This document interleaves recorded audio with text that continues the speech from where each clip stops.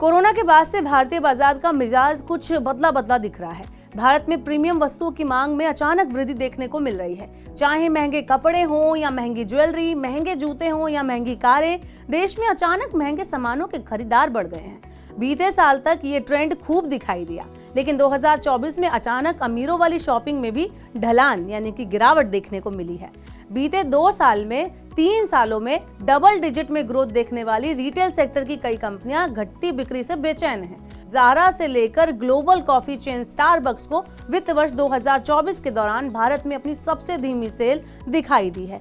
इतना ही नहीं, भारत में एथनिक वेयर के सबसे बड़े ब्रांड मान्यवर की पेरेंट कंपनी वेदांत फैशन की मुश्किलें काफी ज्यादा हैं। कंपनी को पहली बार बीती 5 तिमाही में बिक्री में गिरावट का सामना करना पड़ रहा है। सिर्फ ये कंपनियां ही नहीं, कपड़े, जूते और क्विक सर्विसेज, रेस्टोरेंट जैसे क्षेत्रों में भी ग्राहकों की घटती संख्या कंपनियों को नई रणनीति तैयार करने पर मजबूर कर रही है। पश्चिम और दक्षिण भारत में मैकडॉनल्ड्स रेस्टोरेंट श्रृंखला के संचालक वेस्टलाइफ फूड वर्ल्ड की बिक्री में मार्च तिमाही में 5% से और पिछले वित्त वर्ष में 1.5% की गिरावट देखी गई। रिटेलर्स एसोसिएशन ऑफ इंडिया ने हाल ही में टॉप 100 रिटेलर्स का एक सर्वे किया। इस सर्वे में शामिल रिटेलर्स का मानना है कि पिछले वित्त वर्ष के मुकाबले इस साल ग्रोथ में कमी देखी जा सकती है। इस साल सेल्स में 4% से लेकर 7% की मामूली ग्रोथ देखने को मिल सकती है।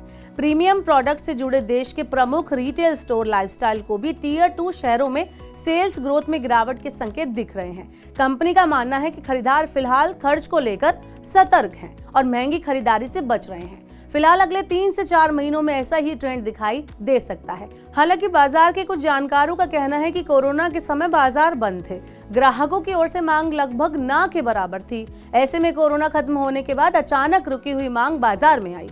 इस दौरान एथलीजर वेयर, कपड़ों और लाइफस्टाइल उत्पादों की बिक्री में जोरदार तेजी दिखाई दी। साल 2023 में तो इनकी डिमांड हर महीने 13 से 24% के हिसाब से बढ़ी। हालांकि प्रीमियम उत्पादों के खरीदार बेहद सीमित संख्या में थे।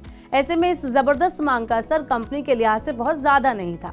अचानक आई मांग का दौर 2023 तक तो खूब चला, लेकिन 2024 आते आते डिमांड पीक आउट होने लगी और मांग में लगातार कमी देखने को मिल रही है। तो क्या आपको भी लगता है कि वाकई में हमारे लाइफस्टाइल में चेंजेस आया है और हमारी शॉपिंग करने की डिमांड जो है वो कम हो गई है? आपकी क्या राय है, हमें कमेंट बॉक्स में बताएं और ऐसे ही और वीडियोस के लिए देखते रहिए मनी 9 और सब्सक्राइब करें मनी 9 का यूट्यूब चैनल।